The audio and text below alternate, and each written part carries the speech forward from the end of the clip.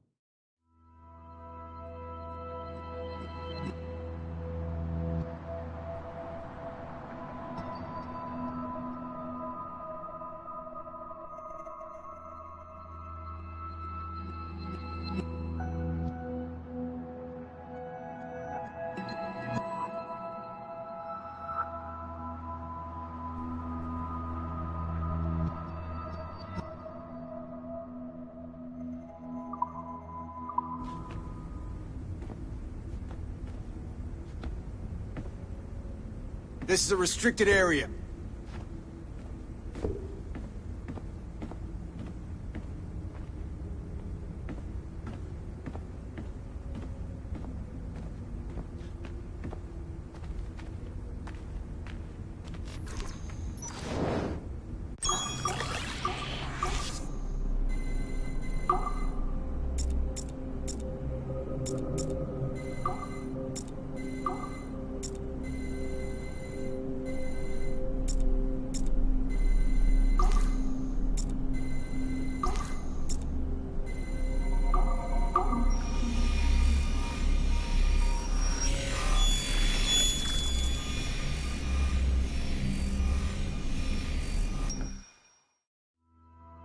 Hey, boss. Calling from Germany?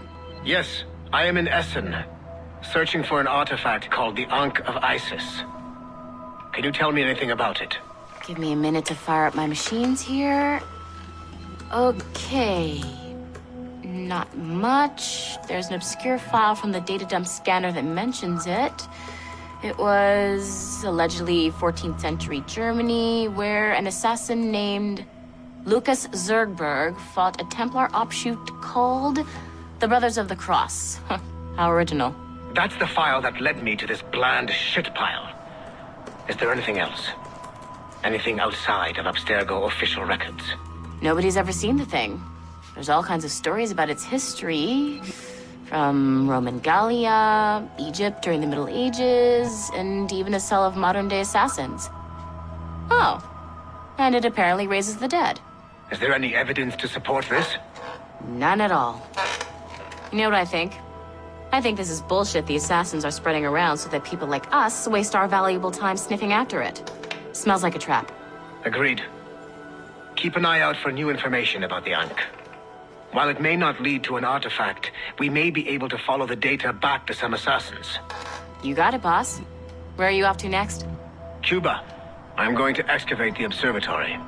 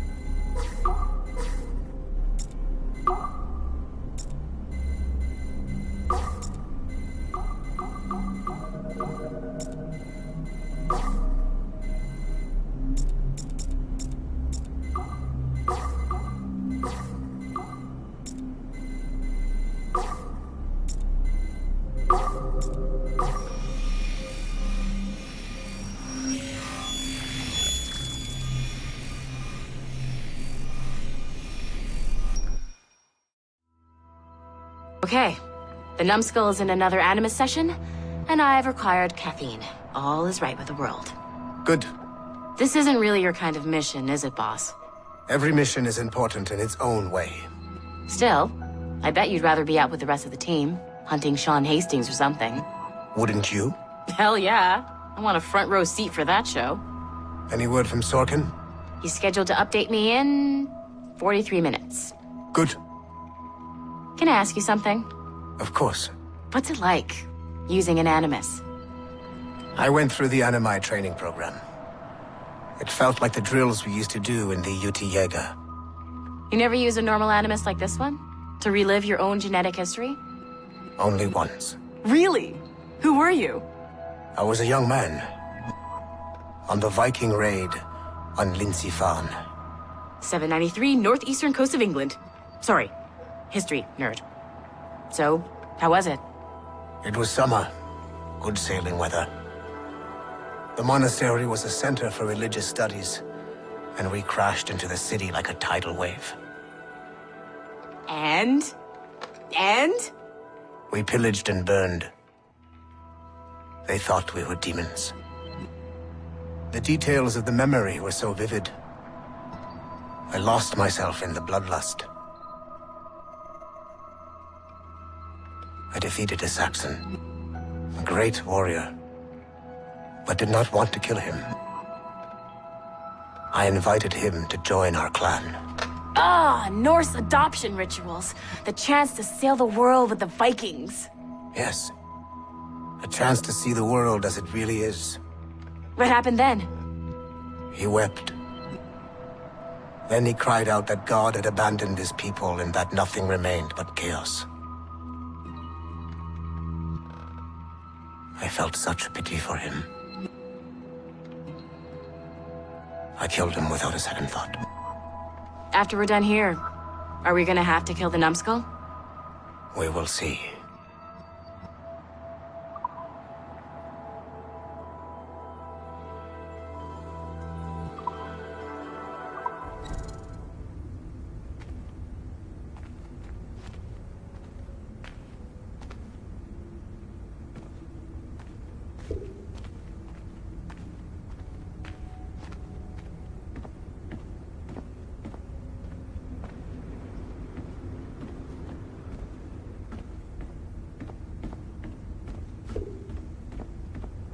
You know what authorized personnel only means, don't you?